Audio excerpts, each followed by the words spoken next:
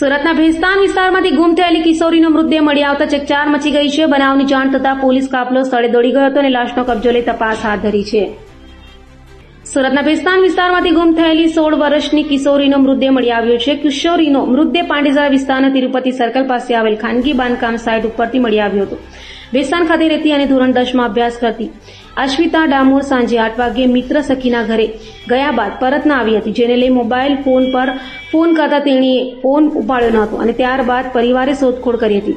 સાથે ભેસ્તાન પોલીસને જાણ કરી હતી, જેથી ભેસ્તાન પોલીસે તપાસ કરતા કિશોરીના મોબાઈલનું લોકેશન પાંડેસરા વિસ્તારમાં હોવાનું સામે આવતા પોલીસે તપાસ હાથ ધરી। સપન લોક બાંધકામ સાઇટ પરથી કિશોરીનો મૃતદેહ મળ્યો હતો, જેને લઈ હાલ પાંડેસરા પોલીસે ગુનો નોંધી તપાસ હાથ ધરી છે। મારું નામ હિતેશ શંકરભાઈ મુંડવાડા, આદિવાસી સમાજના આગેવાન છે સુરત શહેર લેવલે। અને ગઈકાલે આજે રાતના 1.5 થી 2 વારની વચ્ચે અમારી પર ફોન આવ્યો હતો કે ઇનેશભાઈની જે છોકરી છે એનું ડેથ થઈ ગયેલ છે, જેથી કરીને અમે સિવિલ હોસ્પિટલ અહીંયા આવ્યા હતા અને એમના પરિવાર તરફથી અમને ભાળ મળી હતી કે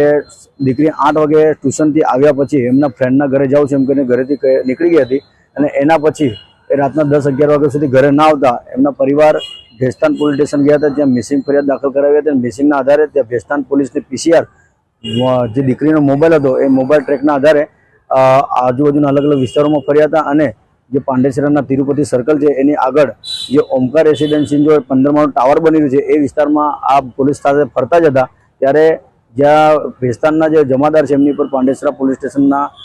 ફોન આવ્યો કે અહીં જે એક દીકરીની લાશ મળી છે તો એ આપના મિસિંગ ફરિયાદ છે એ બાબતની કે તમે આવીને તપાસ કરો, જેથી કરીને પરિવારના પપ્પા અને પોલીસ ત્યાં સ્થળ પર જતા સ્થળ પર તપાસ કરતા એમની જ દીકરી એવું એમને એક્સેપ્ટ કર્યું હતું અને એમને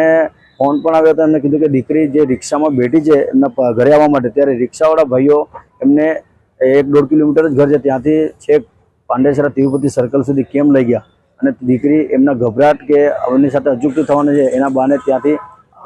જે બાંધકામ સાઇટ છે ત્યાં ઘૂસી ગઈ હતી લગભગ, અને ડરના માહોલના કારણે ઉપર ચડી ગઈ હતી અને ઉપરથી શંકાસ્પદ એમને ફેંકી દેવામાં આવી છે કાં તો એ જાતે ફસલી ગઈ એવું પરિવારને શંકા છે। મતલબ કે આ પરિવારને પૂરેપૂરો ન્યાય મળે એ બાબતે અમે અહીંયા સિવિલ હોસ્પિટલ પર આવ્યા।